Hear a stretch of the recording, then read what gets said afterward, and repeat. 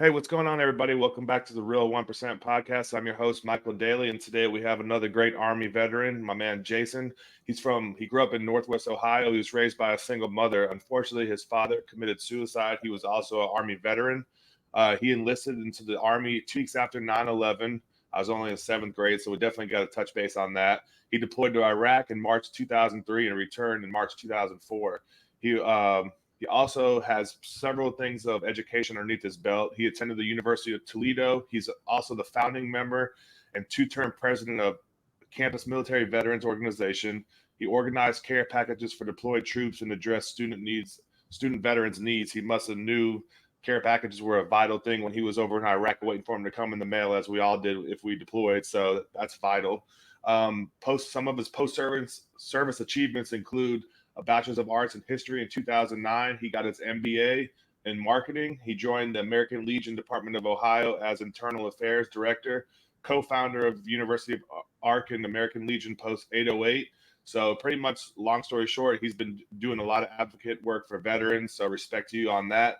He's also the founder of the nonprofit organization called Task Force 20, which was founded in 2016 to fund physical fitness for U.S. Armed Force veterans. He assisted over 200 veterans with gym memberships, training, events, and intramural sports. He also won two Toledo Addy Awards. Have to dive into that and figure out what that's all about. Also, he has a career at Bowling Green University. He became the military program coordinator in 2019. He also contributed to the Bowling Green's rise to fame and was actually voted to be number 2 in the nation by Military Times for best for veterans. So congratulations on that. He also was selected for Chapter Advisor of the Year in 2021. And like I said, he's continued to support veterans through and through. He has a passion for it, obviously, or he wouldn't be doing it. And I just want to say thanks for being here. Thanks for what you're doing for veterans. And I'm looking forward to sharing your story. So without further ado, my man Jason, how you living today with the snowstorm? Doing all right out here in Northwest Ohio, just trying to stay warm. Happy to be on. Thanks for inviting me, and Appreciate it. love to share whatever I can. Okay, appreciate you being here, man. So I guess let's start a little bit with growing up as with a single mom. Like, when did that really hit you that your dad was, a veteran, and that he ultimately took his life for something that he was dealing with? Like, how did you deal with that, and how did you first start off hearing about that? The veteran piece wasn't really something that I was attuned to until after my own service. Never Right. really played into it. I remember being like really young, 5, 6 years old, and once you get integrated with other kids your age, and if they've got more traditional families, that's when it starts to kind of stand out when you're the only kid without a dad kind of situation. So. I'd say 6, 7, 8 years old is when I really started asking questions. Because I never knew my father, so like his suicide wasn't like a big shock to my system because I already didn't know him. Um, Right. Really, what that situation caused was a realization that I would never know him. Yeah. So it, carrying that kind of burden at a young age, it definitely is heavy weight for a child to carry. Absolutely, dude. That's why I had to ask you about that. I mean, and respect to your mom for holding down the fort and playing both roles in that. I can only imagine, dude. I mean, I got a kid myself. Not sure if you have children, but yeah, man. I mean, did you get like did people try to like almost like make fun of you as like kids, and like, and how did you deal with it, and what came about as you got older, and you just became a man, and really what what brought you to join the military? Yeah, I mean, growing up single parent household, obviously money was always kind of tight, and I went to, thankfully, my mother moved to a good school district, but being the poor kid at a more well-to-do school district definitely created a lot of opportunities for bullying. Yeah. So as I grew up, I had to deal with a lot of that, and what I learned is, people are always going to talk until you punch them in the mouth. So For we, real. we can sit around and you know, complain about bullying, but there's always going to be bullying. And I think, the bigger focus really needs to be on, self confidence, self improvement, and how to navigate working with people you just don't like. Yeah, you're right. I was gonna say now more than ever, it seems like it's everywhere, man. You know what I mean? It's like almost I don't know if it's the agenda being pushed, but you hear it from kids and you're like, damn, dude, like it's never gonna go away. It was there when we were in school, it's there when you were a kid. So it's like you said, it's never gonna go away. But when people act like that, there's either a problem with them, problem at home, and like you said, you just need to work on being the best version of yourself and just controlling what you can. And I guess you were combatives level 1 certified before you even joined the army. It sounds like so you were getting it in, but what made you want to join the military? Was it the 9/11 or was it a little bit of, you let me know what your take is on that? There's a series of things that happened right about that time period. I did not join until I was 21. So it wasn't like a straight out of high school thing. I wanted to make sure I took a couple of years to make as many mistakes as I could, And Yeah. so I had a friend that had joined a few years beforehand. So that precedent was always already kind of set. And I seen, his life kind of turn around with his military service. But the biggest reason was I did get a girlfriend pregnant, and given the fact that I was just selling sandwiches at the time, it was kind of, it's how am I going to provide for this child and this individual? And it all just 9/11 wasn't the main driver, but it was one domino in a series of dominoes that made me realize there's more to life than selling sandwiches. So looking back on that, when you were doing that like minimum wage job, pretty much, I did the same thing. Thought about joining the army, as soon as you graduate high school, but you're like, you know what? Let me try to make it on my own. What type of job are you really going to be afforded the opportunity to do out of high school except manual labor? Pizza Hut. I had Pizza Hut, retirement home, washing dishes. Dude, you're making like $5 or $7 or $8 an hour, whatever the case may be, and you're like, this isn't going to be enough. So, needless to say, when you get a kid on the way, absolutely, dude. Like, how am I going to make ends meet just serving up meat, on a sandwich? So it's like, I mean, yeah. So you found out, you tried out the civilian aspect of it. You're like, nah, I got to get going. So, how was basic training? How was what was your job in the army, if you don't mind sharing, and what was some of the key takeaways once you got through basic training in AIT? So I was military police, and don't hate me. I didn't like it, so I'm not a cop now. Dude, nah, bro, I gotta respect you, dude. I was a cook, man. We get shitted on the most. MPs and cooks always working, dude. So hey, man, I nothing but love for you. Yeah, it's a basic training. I It was kind of weird because joining 2 weeks after 9/11, like those basic training like cohorts were really the first ones that knew I'm joining and most likely going somewhere. So, Right. you know, I can't really speak as to how it was different from, years prior, but there was a sense of seriousness, in the training for us at least that, you know, we know we're going somewhere, and we all kind of assumed it was going to be Afghanistan. I never stepped foot in Afghanistan, but was part of the invasion into Iraq. So, kind of that mentality, going into basic that, we're going somewhere at the end of this really helped keep the focus on what we were doing. So what was your mindset like? What was your mindset like joining the army? Were you like, I'm gonna try to make this a career? Or did you just try to, I'm gonna sign up, take it a day at a time, and then you find yourself in Iraq? What was going through your mind at that point? Yeah, I had originally thought about the Marines, but the recruiter wasn't in the office and the Army was. So I was like, we'll go see what they have to say. And that's how I ended up in the Army. Um, what was the rest of the question? As far as like what'd you start feeling like when you got to your duty station? You're like, hey, you're going to Iraq, pretty much. What'd that look like for you? It's about 6 months after getting to the unit. The time frame that I was in, yeah, it was military police, but I only did about 3 to 4 months of like road work with the MPs because it was about October, I want to say September, October of 2002 when we knew we were going to Iraq. And then it Okay. was just training in the field and getting ready to go over. So, the mindset was, to be 100% honest, those of us that joined at that time period, are old enough to remember the thousands of Iraqis walking across the desert with the white flags from the first Persian Gulf War.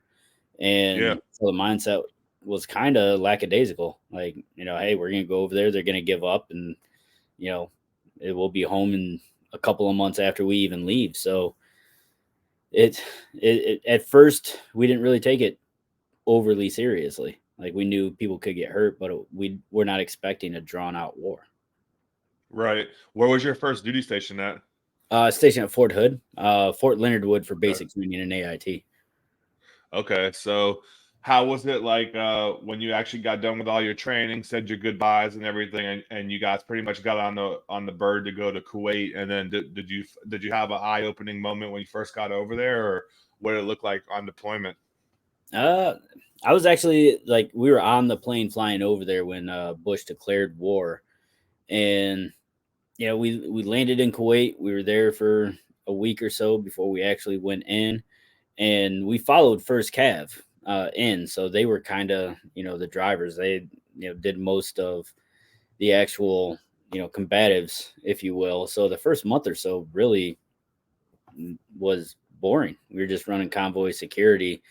Um, but I'd actually broken my wrist over there, and kind of my reality check moment was I was at the cache and I was outside smoking. I was a heavy smoker over there because you get cartons for like $7, so why not? And just standing out there smoking with one of the nurses, and they rolled out a gurney. And I remember like it was yesterday. I turned to the nurse and said, kind of what happened there. And it was an 8-year-old Iraqi girl that was too close to a building that we had bombed, and she had gotten killed. And that was kind of like, okay, this is serious shit. So, Yeah. So you broke your wrist and you pretty much stayed over there and you stayed the whole deployment with a broken wrist almost? yep, on my trigger hand Damn. too. They weren't letting anybody go home. Damn, dude. That's wild, man. What they end up having you do for the rest of the time? You still had to do regular convoy Yeah. security or they Oh get yeah. yeah, yeah. Yeah, Damn, dude. I was a driver at the time. I wasn't up in the gun, so wasn't a whole lot of At that time, we were running a lot of convoy security. So as long as I could drive, we were good to go. Damn, dude. Get a couple of rippets, honey bun, and ride out, dude. Right? Damn. Yeah. How looking back on it now, like how was that deployment overall? Did you guys lose anyone? Was it a shit show? Was it kind of, you know, was it all right? Like what's your take on that? We had some injuries. Nobody got killed. In that first Okay. tour, when the unit went back, I do know a few that got killed in the second time around, but that first time we just had some injuries. And uh, I would say, like, it was weird. It all kind of, we did so many things over there. So as MPs, like, we started out convoy security, and then we transitioned to more POW MIA type stuff. And by the end of it, we were all the way up in Kirkuk, which is up north, and we were training the new Iraqi police for the northern provinces. So you know it it wasn't linear in any way. It's not like, for the entire year we were stuck doing one thing. It always kind of Right. transitioned. Um, so yeah, we never had time to get too bored. I hear you. What was like a crazy story or a takeaway from that deployment that you remember going through or hearing about?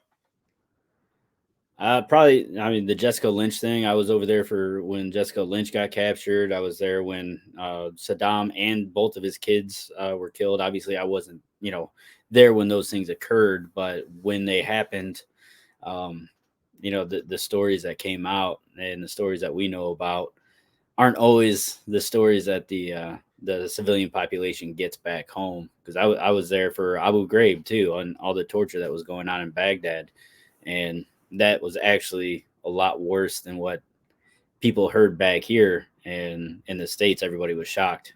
But as MPs, we got trained on what not to do, um, because of Abu Ghraib and the things that they were doing. So CNN and Fox don't give the right stories? I Fuck it. don't know that I need to follow up on that. Oh man, that's good. So you get home from deployment. How you feeling? You trying to do like we all do? Like you were probably pretty young 20-year-old, 20-something-year-old. You try to live it up and get all the partying in the first couple of days, or how'd that go for you? Uh, it was actually pretty relaxed. It yeah, during I was probably one of the original burn pit syndrome. I Oh actually came damn. back with a lot of breathing issues and was medically discharged in December of 2004. Um, Oh shit. so trying to deal with some of that stuff and figure out what was going on, because at the time it was classified as upper respiratory disease or work-induced asthma because they didn't know what was causing it. And I was when I got out, they had said they had already discharged about 10,000 others for the exact same issue, um, Damn. but they didn't know what it was back then. We all just came back and had issues breathing.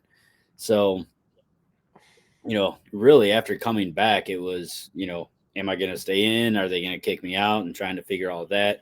And we knew we were going back a year later. So basically, they gave us, 3-4 months to just, kind of chill, get our equipment back, get it cleaned up. And then it was right back into the field because everybody knew they were Yeah. going back.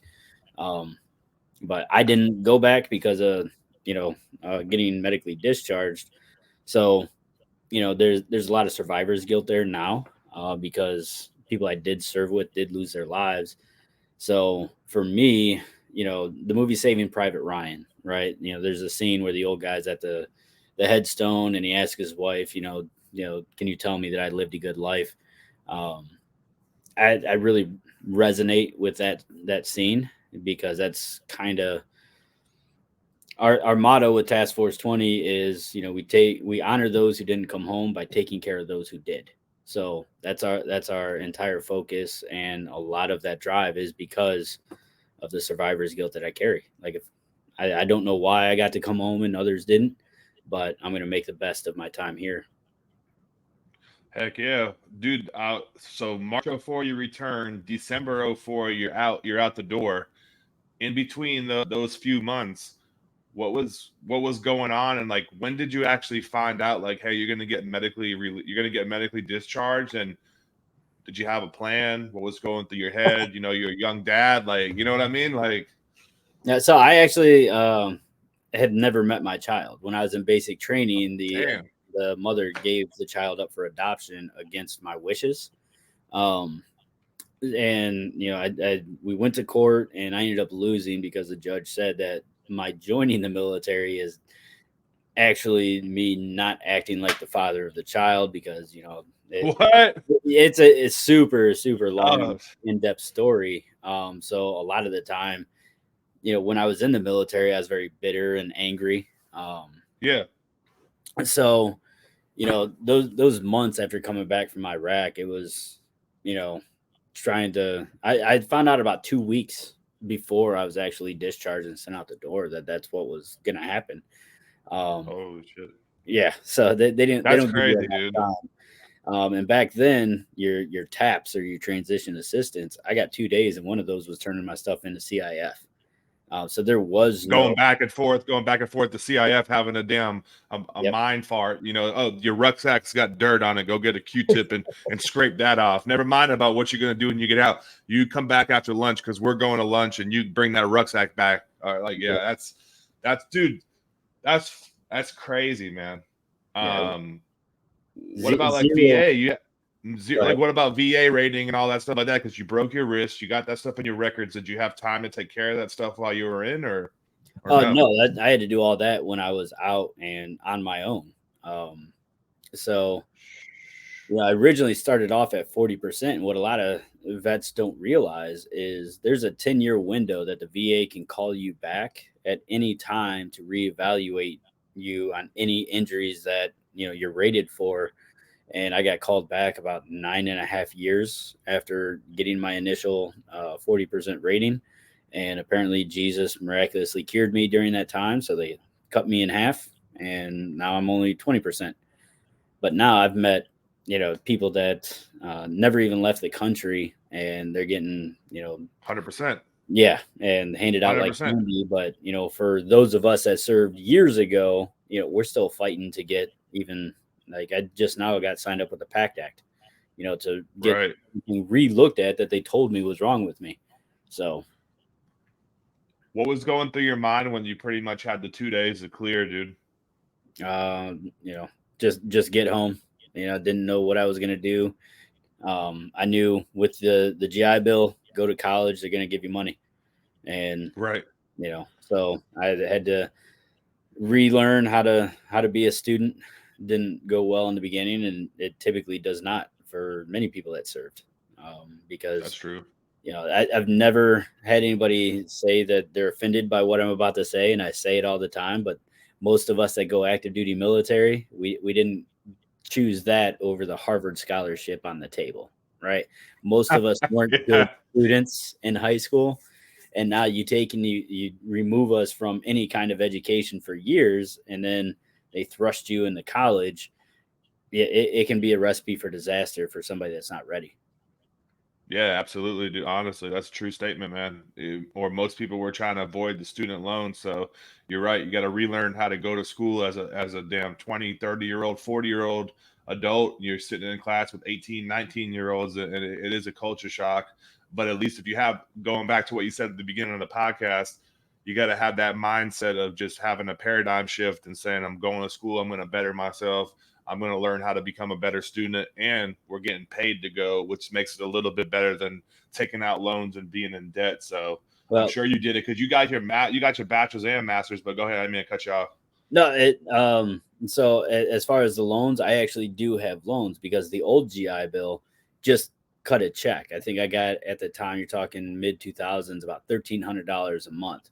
So if you do the Right. math on that, it's only like $15,000 a year. You aren't paying tuition and having a house or an apartment, plus eating.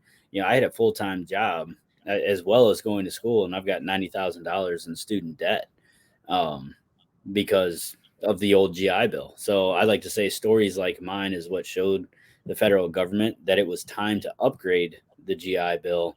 So the post 9/11 GI Bill that they get now is vastly different from what the first Iraq Afghanistan veterans had available to us.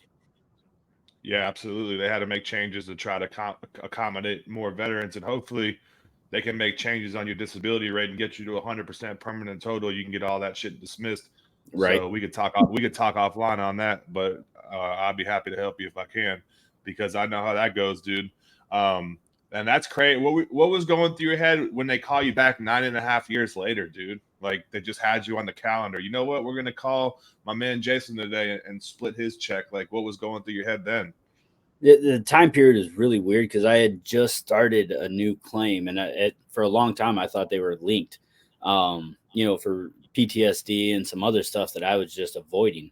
And so I go in, I start this claim, and then I get home from work one day, and at this time I'm working for the state headquarters of the American Legion, in Ohio, Okay. and I get this letter in the mail, and all of a sudden they're calling me in for everything I'm already rated for. So I take it back into work, and we had a service officer that worked in the office. Take it to her, and she's like, "Yeah, this is what it is." And so I try to make sure everybody knows that that's possible. But in my head, I'm thinking, well, I've left the VA alone for 9.5 years. Like, why are they calling? Why are they messing with me? And that's why I thought it was linked to, well, if he's going to open up these new claims, like we're going to go reevaluate everything. And went and got retested, and it was a whole big thing. So that's why I Sounds like it. make sure everybody knows that, you know, go use the VA as your primary care provider. Whatever you got to do, go in at least once a year, because the way they see it, and I know this now, is if you're not using VA healthcare for the things that you're rated for, they're going to call you back to see if you even need to be rated for it. Yeah, you're right. Don't just get your rating and then dismiss the VA, because then, like you said, they might call you back and say, "Well, you haven't been here in 10 years, so you good? We don't have any paper trail." Just like when you put a soldier out the military, right? You need to have the chapter paperwork. You need to have the counseling. It's the same thing for the VA. Even to do a claim, you got to have paper trail. You can't just go in there and say, "Well, all this stuff is hurting and happened."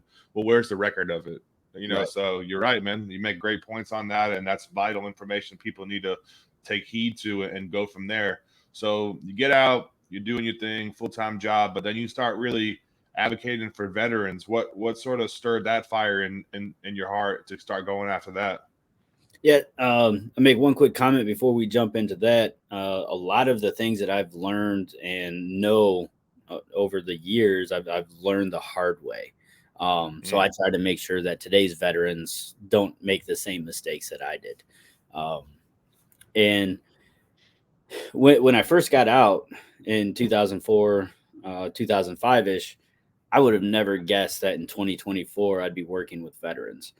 So, I get out and, early on, one of the first, service members from Iraq to go to the University of Toledo. Um, wasn't a lot of us there. And there was a group, the University of Toledo Campus Military Veterans, that was just getting started um, by a guy, Lewis Johnson. He was active duty Navy, and I think he got there about a year before I did. And so he's starting this group, and I really don't want to go back to hanging out with the same people I was hanging out with before that helped me get into the military and make some of the mistakes that got me there. And Yeah. everybody I knew that would have gone to college and had since graduated. So, for me, it was really about making new friends. So I get involved with the student veterans group on campus and, am really enjoying it. And, having just come back from Iraq, people are asking me, like, well, what can we do for everybody that's over there? And that's where the care packages came up, and found that I really enjoyed that. But for a job, I was still working in restaurants and, stuff like that, you know, fetching people's water, while they're eating lunch. There's not a lot of fulfillment there. At least there wasn't for me. Right. So, I go all through school doing nothing but working in restaurants, still not really sure what I'm going to do with the rest of my life. And my mother had actually signed me up for the American Legion because my grandfather was a member. And the newsletter that they issued to all members had a job posting in it. And, my mother was really pushing me to apply, saying I'd be really good at it. And I'm like, they're never going to look at me. It's a old person's club. And yeah, she said, well, I mean, you can apply, and what's the worst going to happen? They're going to say no, and you're still in the same spot you're at right now, not knowing what you're going to do. So I applied and somehow got the job. So did that for about 4 years. How'd you feel when you got the call that you weren't gonna have to be fetching water no more, and you got a job that's gonna probably get you a little bit more fulfillment? Uh, I was excited, and here I was, early 30s at this point, you know, um, with an opportunity to, get into more of an office style environment and helping, peers, other service members.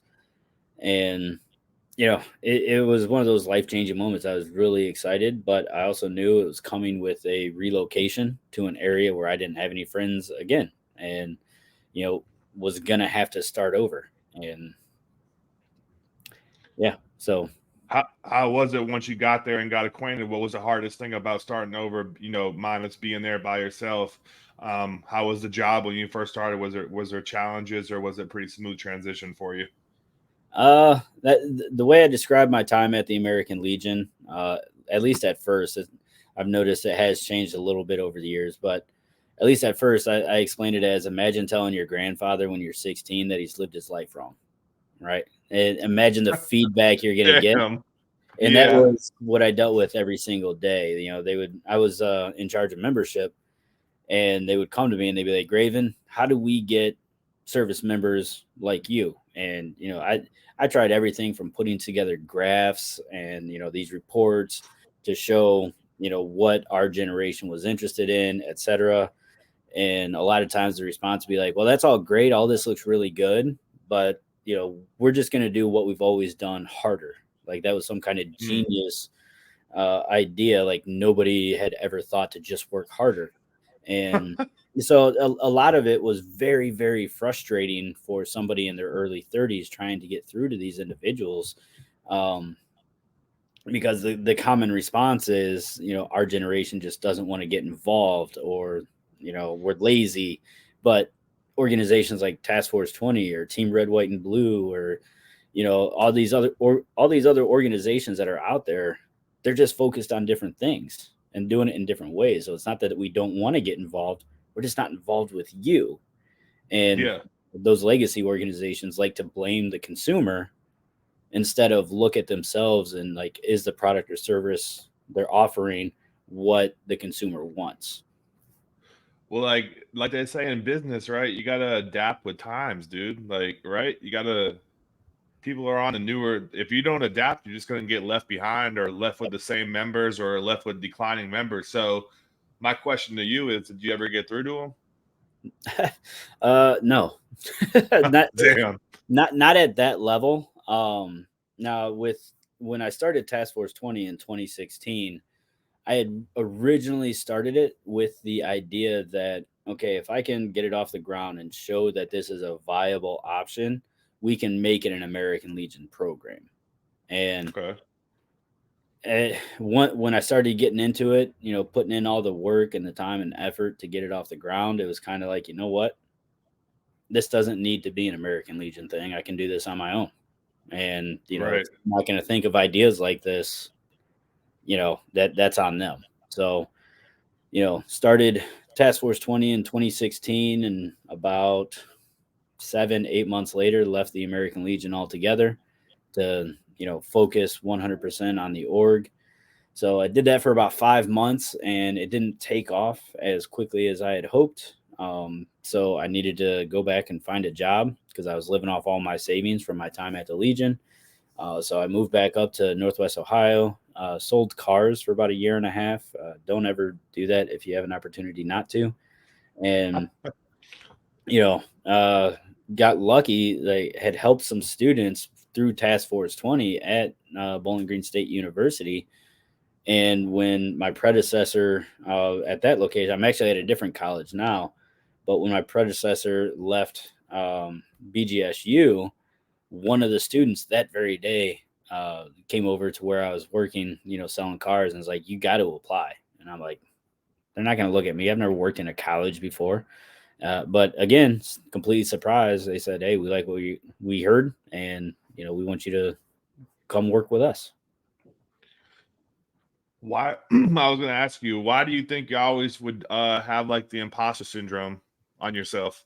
I mean, we all do. We all guilty of doing that for the most part. You know what I mean? But like, why do you think you were sticking to that instead of saying, you know what, I can do this, even though you're fully capable of doing it because you wouldn't have got the job if you could or if you couldn't. So Yeah, I don't know if there's things that were left over from my childhood. I'm sure there's some stuff there, but a lot of it was what is it in my background that these individuals would see on paper. And at that time in my life, I really didn't have a lot of on paper successes, or at least so I thought. Yeah, I was part of a college campus group, and and that time with what later became the University of Toledo Student Veterans of America.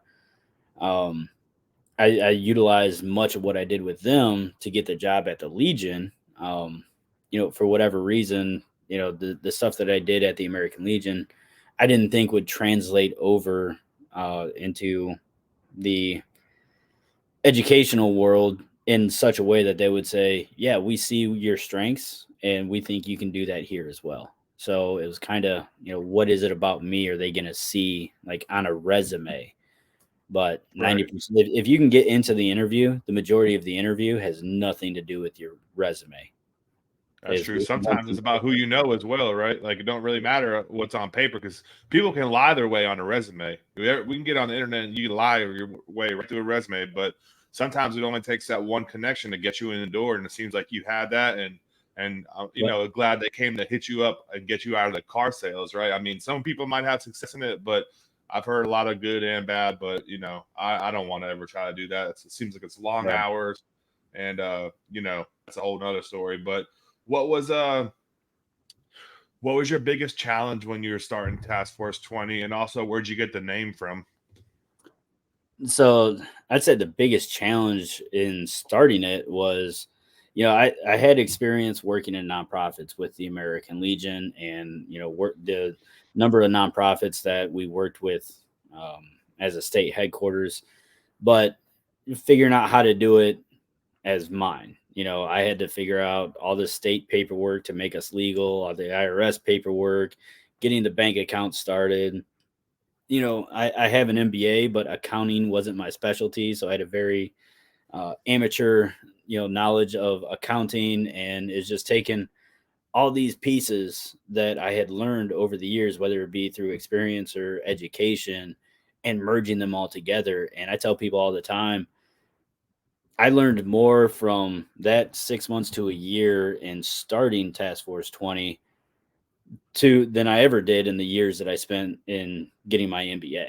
My Right. MBA really just gave me the confidence that I could do it, but I learned more from actually doing it. Um, Absolutely, dude. You gotta get your skin in the game. right. And the name Task Force 20. So most people are familiar with the 22 veterans per day that Right. are committing suicide, but the majority of people don't know where that stat actually comes from. And it comes from the 2013 VA suicide reports. Um, And in the 2016, when the next VA suicide report was released, it had dropped to 20. The most recent one, 2022, shows it at like 16.7 or 16.8. But we were started in 2016. So that's where the number 20 comes from. And I had originally planned to call it Team 20. But Okay. a friend of mine that I grew up with, the individual I referenced earlier that had joined the military a few years before me, he was my very first phone call when I was thinking about doing this, and like, hey, I'm going to do this thing. Are you with me? And he signed on. And when I pitched the name to him, he let it marinate for a few days, a week, 2 weeks, whatever it was. And he's like, you know what? I think Task Force 20 actually sounds a lot more military, and people will resonate with the task force rather than the 20, because at that time it was all about 22. And there's still organizations today coming out with the 22, even though it's a 10-year-old statistic, Okay. just because that's most recognizable. Right. Okay. Everybody associates 22 with veteran suicide. Right. Okay. A little history lesson there. I'm glad that the stats are going down, but still got work to do. It needs to be 2024 needs to be zero, but It'd be you hope for nice. the best. You know what I mean? So Yep. plenty of resources out there for people that are struggling. Plenty. We got Task Force 20. You got Red, White, and Blue. You got Veterati. You got IVMF. You got there's so many things out there, but honest to God, when you're in fight or flight, you're not looking to see what things are out there. You know what I mean? You're looking for the next. You're looking to try to make ends meet. You're trying to work these low end jobs. We've all been there. I've been there. I had 14, 15 different jobs when I first got out, trying to find a spot that would give me a chance to show my value and show my worth. And it seems like you went through the same struggles, but when you're going through it, it's not on the horizon. But once you get yourself to a better headspace and timing, and you're doing things like this, you're creating this, then there is a will and there's a way for people. So if you're out there listening to this and you're struggling, or someone that's struggling, reach out, man. Reach out to Jason, Task Force 20. Reach out to these other organizations that will give a helping hand, but you can't be scared to ask for help. You got to ask. You got to swallow your pride. We all need help, man. We all need friends. We all need a community. So whatever you guys need, you got to seek it. It's not just going to come showing up at your doorstep. So appreciate what you're doing for veterans. And I wanted to ask you, what's been the biggest challenge now that you're up and running several years? Like, where do you see your organization going? What are you struggling with right now? And what can people do to help you? We had a really, really good year for our organization in 2023. Our biggest challenge right now is we kind of grew really, really quick in the last 12 months. Last January is when it's actually kind of funny story. I don't know how much more time we Oh, have. go ahead, bro. You got Uh, plenty of time, dude. No clock, dude. We got an hour or whatever you need. so Good, dude. Good. somebody like had found us on Google, just looking for different resources, and they were in Southern California, and we're up in Northwest Ohio, and we helped him out, got him membership, did all that, and he asked if he could tell others. So of course, like, absolutely, tell other veterans. Well, the person that he told was the VA dietitian, in charge of the move program in Southern California, Damn. And you go, your right? phone gonna go be ringing off the hook. Yeah, so like we went from having a couple applications a month to 5 to 10 a week. And us being a small nonprofit, we didn't have like a huge, cachet of money. So, we started getting all this money or all these applications in without, having the money. But so I finally got the dietitian on the phone and I explained it to him, like, hey, we're in tiny Northwest Ohio. You're in LA. Like, we're happy to help your vets if you can help us fundraise out of your area. Um, and yeah, we ended up going our separate ways for the most part, but it gave our organization an idea. So we learned from that experience, contacted the local VA and said, hey, here we are. And, at least now we're helping local veterans in the area that we're raising money out of. Well, of course, a veteran moved out of the Ann Arbor area up to Grand Rapids, Michigan, and told the VA up there, and they called and had a conversation. So we got into a relationship with that VA. So now we're working with two VAs, and we felt comfortable enough with the success of this year that we contacted the VAs in Columbus, Ohio, and Dayton, Ohio. So we're now working with 4 different VAs. So our biggest challenge now is how do we, hold events and fundraisers in those 3 other cities that we're not local to, um, because everybody on our board, we have representatives from every branch of service plus a Gold Star spouse, and we all have jobs. So, you'll see a lot of nonprofits are led by retired officers or spouses and dependents, or retired veterans that are getting their pension, whatever. They have a secondary income, so they have time to fully invest. And the way we're constructed, we're all just regular Joes, and we all got jobs, and we all just do this in our free time. None of us are collecting a paycheck. So Funding. How do you go about trying to like look for that? Are there options that you could find investors, or you could find people that are going to try to help you out, or really honestly, what's your advice to someone that would want to start a nonprofit from what you've learned now? It seems like, yeah, don't bite off more than you can chew, but at the same time, that's great because people are believing in what your mission is. You just need the money to siphon through, and then you could just expand even more. So what's your take on that? So my best advice would be scale appropriately. One thing I see with young nonprofits is, they invest in all this social media so they can get their name out there and everything, which is great. You want people to know what you're doing, but there's a catch 22 there. If you get too many people that need your benefits to apply for your benefits and you don't have the money, the first thing they're going to start asking, well, what are you doing with the money you do get? Because you haven't helped me.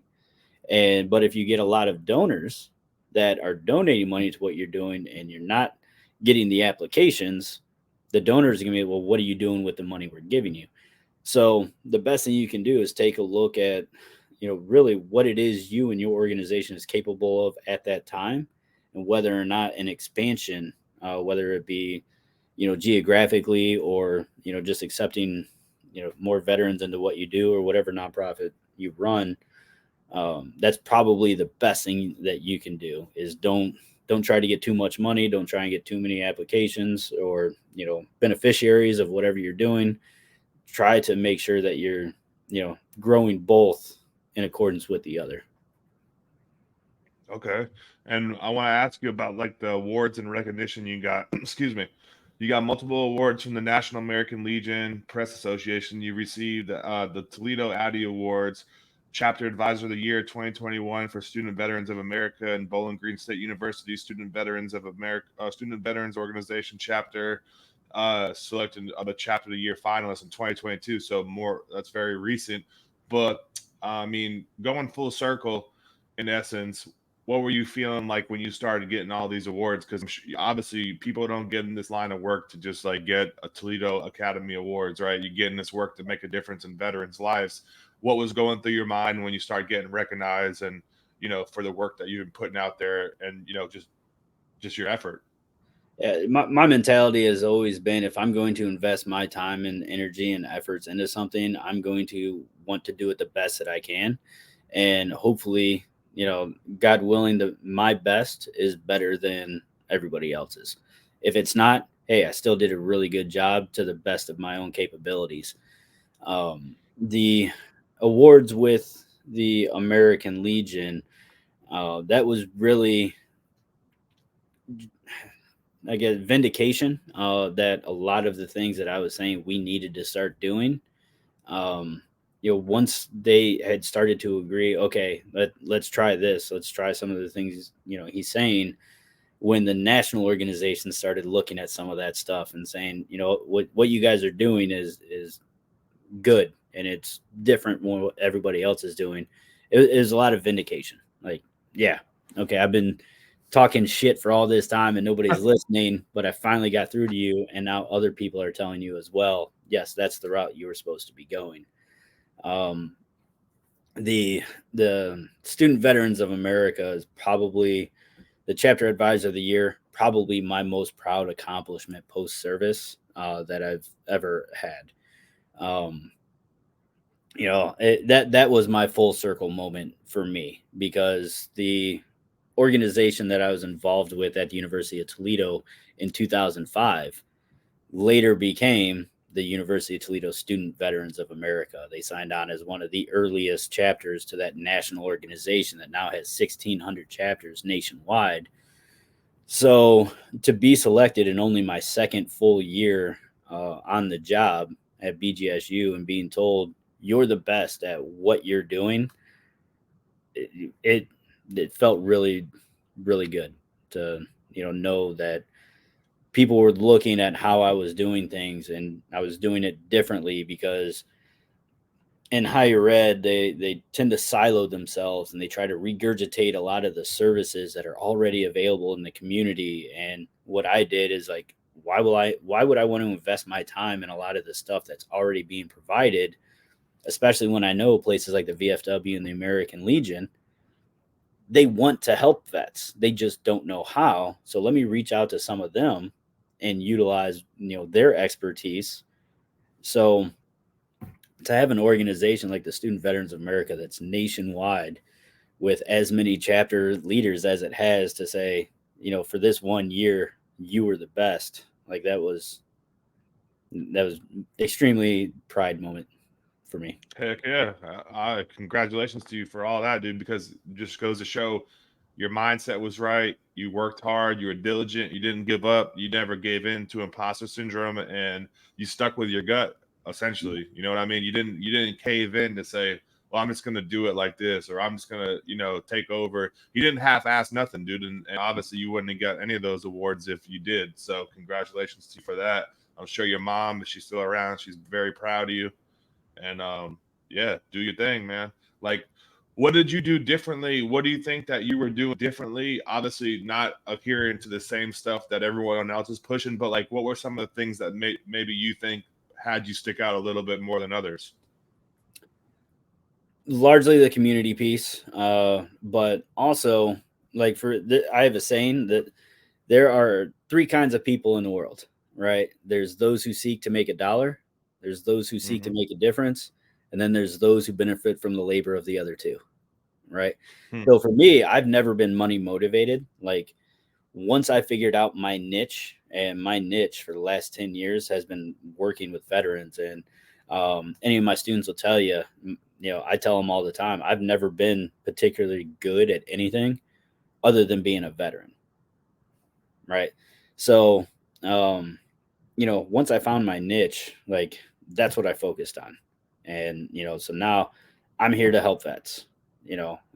That's my entire goal in life at this point. And I'm not money motivated. So, I was never going to try to climb the higher education ladder. Like, I have no pipe dreams of being a university president or anything like that. Like, where I'm at, that's where I'm going to be. And I'm just going to try and help every single student veteran that starts college, because I fully believe, and I don't say this because I work in a university, but the GI Bill is the best transition assistance program the entire military has. You'll see it a lot of time, especially out of active duty veterans.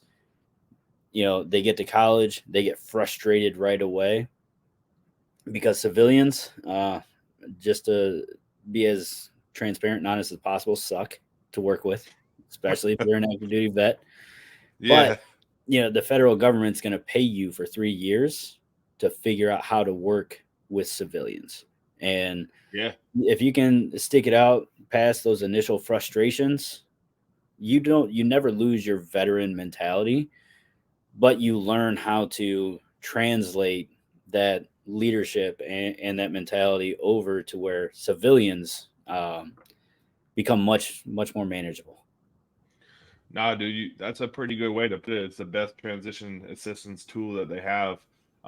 Yeah, sometimes going back into the workforce for $12 or $13 an hour is not going to cut it. And if you're in a place like, okay, I'm in Florida, you go to school in Tampa, it's 26, 20, $2,800 a month on top of a Pell Grant that you could get to. You're talking about making 30, 40, $50,000 tax free a year. That can set you up for success to find out how to deal with the civilians, to find out your next mission in life, to find out, to get some time to just decompress. And it's like some of us, like I was looking forward to that when I first joined the military. Oh man, I'm gonna get this school benefit when I get out. But I was looking for jobs. I didn't even look for school at first. It took me going through 12, 13 different jobs, having a hard time to say, you know what, I think I gotta go to that school thing and use the GI Bill. Or if you got your disability in line, try VRE, because now they passed the law back in like 2019 that you can use your VRE first, and then you can use your GI Bill after. It used to be you can use one or the other, and then it takes away from your overall schooling benefits. But now, I mean, for me, for instance, I use VRE. I got my bachelor's degree. Now I'm going for my master's, and I'm using my GI Bill. Man, you can go to school for almost 7-8 years, dude. Paid Yeah, for. You know what I mean? Like, yeah. so And that's why what you just highlighted is exactly why people like me have jobs. Navigating those waters. Like we were talking about it earlier, and there's so many benefits and resources that are available. It's impossible for somebody to figure it all out on their own. absolutely. You have to reach Absolutely. out to the individuals that know how to do at least this subsection over here of veteran benefits. Like me, I know Yeah, the education benefits, and there you go. but if you ask me the ins and outs of a VA home loan, I don't have a clue. So whatever you're interested in, reach out to the individual. I guarantee somebody's getting paid to know that information, because Absolutely. the whole veteran benefit realm is just so convoluted that they have to pay people to actually understand what's going on. Dude, seriously. And on the VA home loan piece, be sure you're working with an expert, because some of these real estate agents, they did it to me. They'll get you out there looking at houses, and then 5 minutes later, not 5 minutes, like a week later, you get something in the mail and you could only get purchasing power for, way under what you're looking at houses for. But you're out here and you're going to get your mind. Really, it goes to the veteran. Do your own due diligence as much as you can. But like you said, get around the expert that's getting paid for it. Get around a VSO. Get around someone like you at the school that's making a difference, and just get with them and say, hey, I need help with this. You can't do it by yourself, dude. Like, no one can. But You nah, bring up man, a really there's good point. go ahead. If you do seek out people that are getting paid for it, make sure those individuals that are getting paid to know that information aren't getting paid out of the benefits you're set to receive. Right. Yeah, So, from they should be getting paid from the state or the government. Yeah, absolutely, dude. Absolutely. so like the colleges, man, you know, they're collecting money from the state. They have Right. to, like, there's state bills and there's federal bills that mandate colleges have people in these positions. They're not getting paid off the benefits that they're getting you. So Yeah. there's so much free help out there. Don't sign on with the lawyers that are going to take portions of your disability when you get it. There's way too many free help. Sadly, there's a lot of veterans capitalizing on that space and charging other veterans to help them with a claim, and that's a damn shame, to be honest with you. But that's a whole nother podcast in itself, to say the least.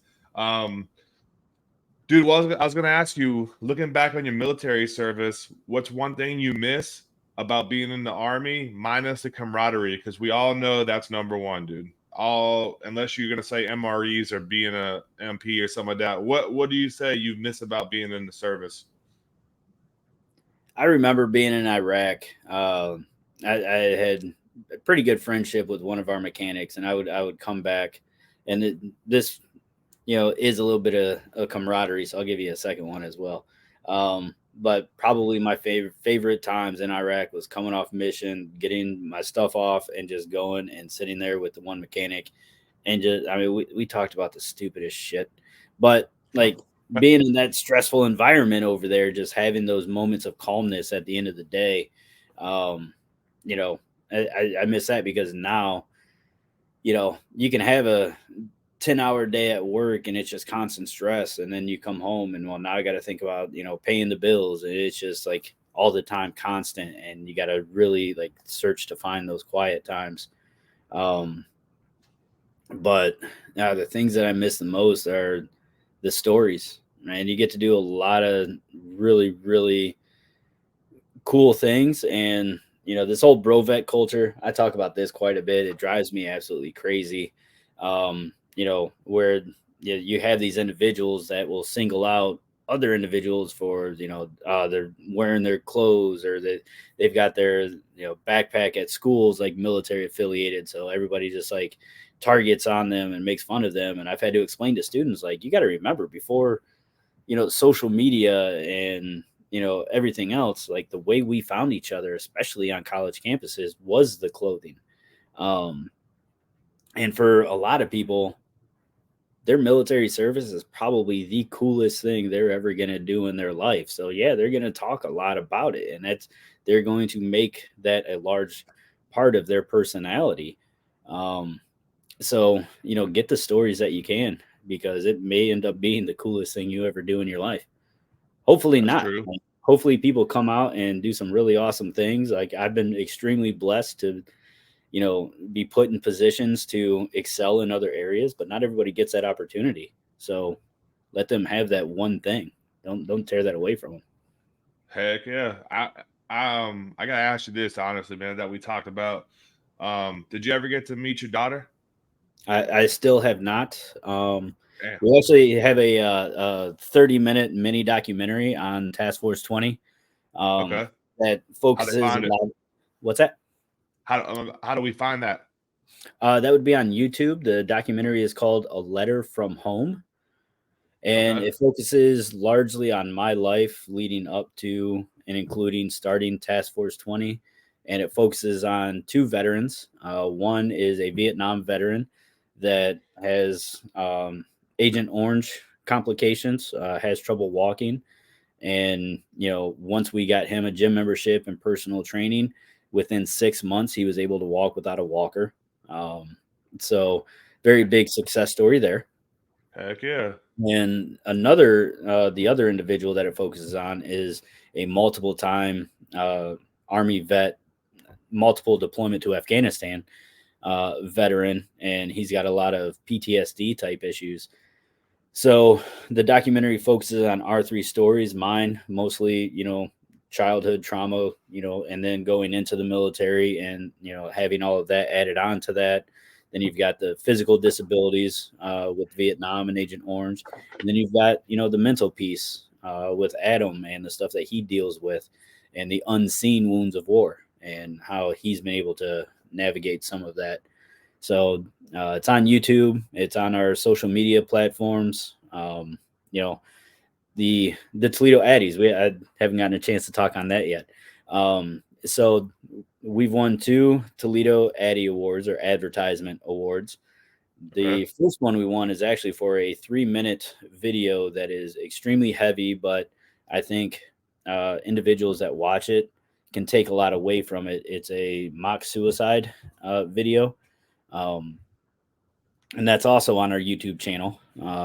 And that won Best of Show as the best advertisement for that year. I can't remember what year it was. I think 2020. Um, that was put out in the Toledo area. Okay. That So MBA paid off then a little bit, man. That MBA in marketing paying off, bro. You said you learned a little bit, man. yeah, the education paid off, but I haven't paid off the education. So Man, we got to figure out how to get you to 100, bro, and right. get all that forgiven, dude. But And what's next for you then? just moving forward with the organization. Yeah, yeah, whatever you got going on. What's your goals and what's your plans 2024 and beyond? I would love to have a national organization. And with the way that we're working with the VA hospitals, we're hoping to continue to expand throughout the United States, leveraging the VA hospitals and that network. If possible, it's served really well for us this past year. That's my ultimate goal with Task Force 20 is to have it be a nationwide organization and well known. Uh, you know, personally, it's just trying to figure out how I can juggle all of that and work and do all the other things that I do. But I've got a really, really strong team, so I've got faith that we're going to be able to figure it all out and get to a point to where we can, be on the stage, helping everybody, as many people as we can. Heck yeah. And hey, when you become great at something like you're doing, man, the money will follow. So maybe you get some federal funding. I don't know anything about that, but if I could ever help you or try to introduce you to some people in my network, I'm gonna make sure I can do that for you. And I want to see you succeed. And I really do appreciate you coming on here. You've shared some hard realities, some hard truths in your own life. And I honestly I appreciate you not leaving that out because I think there's other people that can benefit from hearing your story. You're probably not the only person that had a father that's committed suicide that was in the military that honestly served as well. So I just want to say thanks for all that you're doing, and I look forward to seeing what you're doing and seeing some more awards, on your plate coming up. And like I said, if there's anything I could do, I really appreciate it. But I want to let you close up shop if you got anything for us today that we may have left out. But I just thanks again for being here. Yeah, no, thanks for having me. And one thing that I've been thinking about quite a bit in recent years, when it comes to veteran suicide, I think the best thing that we can do is those of us that are in leadership roles or seen as leaders in this community, it's going to take us to be able to stand up and say, I'm not okay either. Like I had questions. Like I was not Absolutely. always squared away as a civilian. Because I think that's how we are going to encourage others who maybe are pulling it back. So the aggrandization of the veteran status, where it doesn't matter if your MOS was a cook in the National Guard, or if you're an Army Ranger, or you're Marcus Luttrell, the lone survivor.